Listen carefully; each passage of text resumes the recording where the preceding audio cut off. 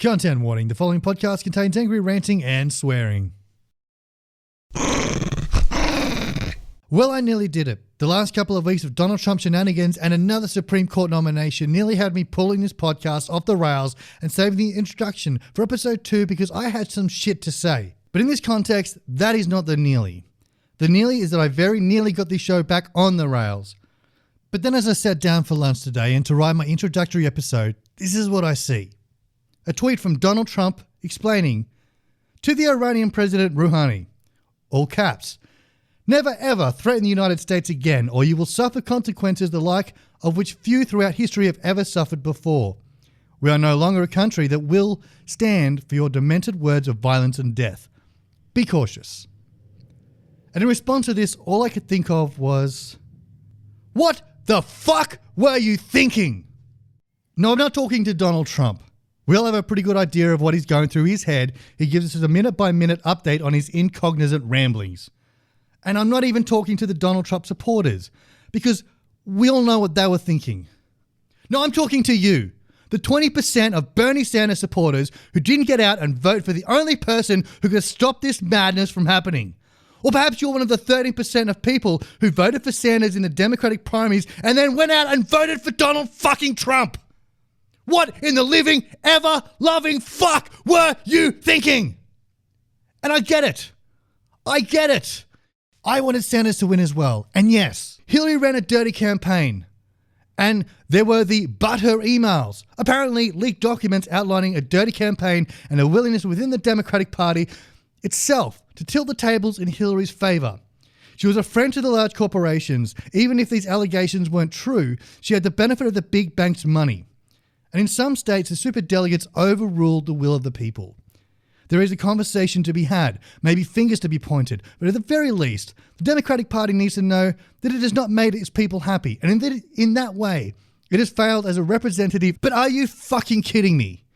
There is a time and a place for this conversation to happen. That place is anywhere, and that time is as soon as possible. But not when Donald Trump is standing at the door of the White House.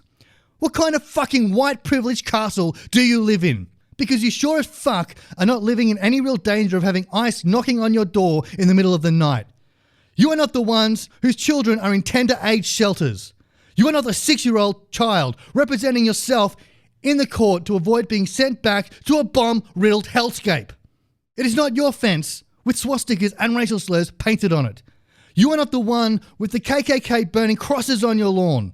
There is some kind of irony in that you would react to the social justice warrior, and I use that term unironically, that Bernie Sanders is, being denied the representation tick by throwing your weight behind the great orange disaster. And we all knew this was coming. There was no mistake of what the stakes were in this election. We had the endorsements by the KKK. We had Trump's refusal to disown those endorsements. We had the Billy Bush tapes. Remember? Grab her by the pussy. We had the debates. Remember Megyn Kelly, blood coming out of her whatever?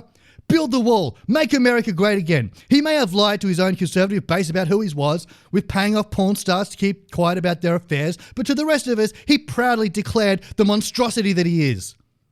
And yet I see the exacerbated cries of those same people on social media, those who proudly declared that they were not going to vote for Clinton in the general election, that it just wouldn't set right with their conscience, when he does pretty much exactly what he said he was going to do. Get off your fucking balsa wood high horse, look in the mirror and say, I did this. You can blame the Electoral College. You can blame the extra 2 million voters who turned up to vote for Donald Trump. Don't you dare blame the Democratic Party for choosing a, quote, uninspiring candidate, unquote, leading to the 100,000 less votes that Clinton got compared to the last election. Only people with privilege get the luxury of picking whether their candidate is inspiring enough for them or not. And the big beef you were supposed to have was that Bernie was an advocate for the underprivileged, while Clinton sucked the money out of the big banks. Instead, you acted like the sweet 16th brat, stomping your foot and moaning because your parents got you a BMW when you wanted a Lexus. There are other factors you can blame, but you have to own your place in this. You are aware of the political system. You know how the college system works. You have seen this before when President Bush lost the popular vote in 2000. You can give bullshit about how you live in a blue state, so your lost vote wouldn't have made a difference. And I know that you did this because you are still doing it. still carrying on about it on social media as if to bullshit the weight of your own conscience. But what about the swing states?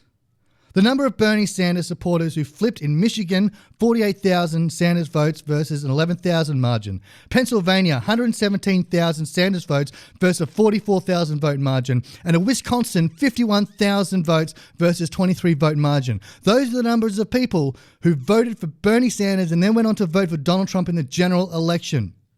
This was enough to turn those states red. That is 46 electoral college votes. Had those people have gone out and voted Hillary, had those states have gone blue, that would give Donald Trump 260 college votes and 278 votes to Clinton. You had to have wanted this. You cannot tell me that you did not want Trump to be president just for 4 years, in spite of what we all had seen before the election, just to teach the Democratic Party a lesson for not electing your guy Bernie to run in the general elections. Even sitting comfortably in your overwhelmingly privileged blue states, able to stand up and say, I didn't get out and vote for Clinton and my state is still blue. Or perhaps you live in a deep red state and you're disenfranchised because there is no way that your vote could have made a difference. And before I finish that point, don't assume that just because your state is famously conservative. Maybe look at the numbers before you say anything. For example, the margin in Georgia was a mere 2.78% of the voting age population. Not exactly a swing state, but for a famously conservative state, and considering that Obama won Pennsylvania by over 3% in 2012, things aren't looking so red for our friends in the South. Which brings me back to the point. Perhaps you sitting in the red or the deep blue states can say that your vote hardly made a dent. But had I seen a single plea from any of you to your friends in the swing states to do the right thing, then perhaps I would have shut my mouth before I started recording this. Instead, it was justification after justification of why you hated Hillary. All of the friend of the big banks bullshit, taking corporate money, she ran an unfair campaign, disparagement after disparagement upon this woman. You are not going to vote for her, and you even urged others not to.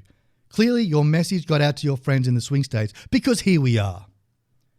And that is before we speak of the Russian interference. You know, all that Mueller probe stuff coming out. The stuff that we hope can save us all, if not from 2 Supreme Court nominees, but from further international calamity. Those emails where the Russian trolls gleefully and with great success sowed discontent within Democratic supporters. Those Russian trolls who throw their weight behind Donald Trump and Bernie Sanders. Anybody but Hillary, they are reported to have said to each other, and you parroted their words. You were the useful idiots that Stalin talked about. You did their bidding. They sowed the discontent and you grew it. You fertilized it. You nurtured it. You played it Mozart when it looked like it might be waning. You did your damn best to make sure that the Democratic Party felt the sense of pain and loss that you felt they deserved, at the expense of your fellow countrymen, at the expense of the rest of the world. And yet maybe, perhaps I could forgive all of this if just one of you were to reach out to the world and say, I fucked up. I own my place in this. Until that day, you are just as culpable as the day you sold the world.